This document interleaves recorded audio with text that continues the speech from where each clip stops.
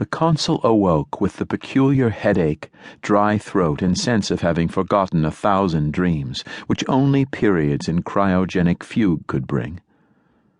He blinked, sat upright on a low couch, and groggily pushed away the last sensor tapes clinging to his skin. There were 2 very short crew clones, and 1 very tall, hooded Templar with him in the windowless ovoid of a room. One of the clones offered the consul the traditional post-thaw glass of orange juice. He accepted it and drank greedily. "The tree is 2 light minutes and 5 hours of travel from Hyperion," said the Templar, and the consul realized that he was being addressed by Het Mastine, captain of the Templar tree ship and true voice of the tree. The consul vaguely realized that it was a great honor to be awakened by the captain, but he was too groggy and disoriented from fugue to appreciate it. "The others have been awake for some hours," said Het Mastine, and gestured for the clones to leave them. "They have assembled on the foremost dining platform." said the consul, and took a drink. He cleared his throat and tried again. "Thank you, Het Mastine," he managed. Looking around the egg-shaped room with its carpet of dark grass, translucent walls, and support ribs of continuous carved weirwood, the consul realized that he must be in one of the smaller environment pods. Closing his eyes, he tried to recall his memories of rendezvous just before the Templar ship went quantum.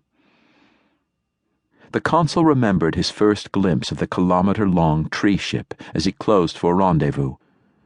The tree ship's details blurred by the redundant machine and erg-generated containment fields which surrounded it like a spherical mist, but its leafy bulk clearly ablaze with thousands of lights which shone softly through leaves and thin-walled environment pods, or along countless platforms, bridges, command decks, stairways, and bowers.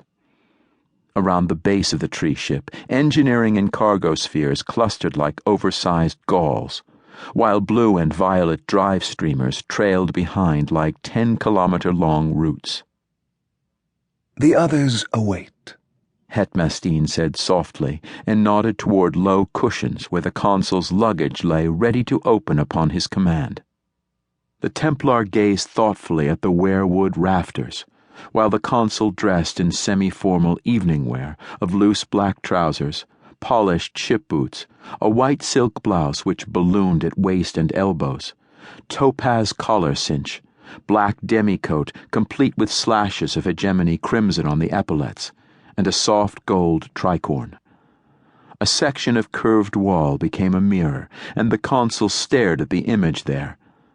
A more than middle-aged man in semi-formal evening wear, sunburned skin but oddly pale under the sad eyes. The consul frowned, nodded, and turned away.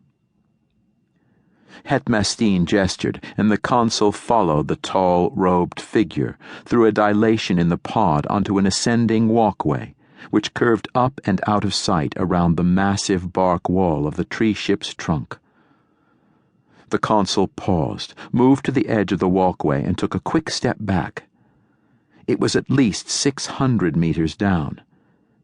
Down being created by the 1/6 standard gravity being generated by the singularities imprisoned at the base of the tree. And there were no railings. They resumed their silent ascent, turning off from the main trunk walkway 30 meters and half a trunk spiral later, to cross a flimsy suspension bridge to a 5-meter-wide branch. They followed this outward to where the riot of leaves caught the glare of Hyperion's sun. "Has my ship been brought out of storage?" asked the consul. "It is fueled and ready in Sphere 11, said Het Mastine. They passed into the shadow of the trunk, and stars became visible in the black patches between the dark latticework of leaves. "The other pilgrims have agreed to ferry down in your ship if the Force authorities give permission," added the Templar. The consul rubbed his eyes and wished that he had been allowed more time to retrieve his wits from the cold grip of cryonic fugue.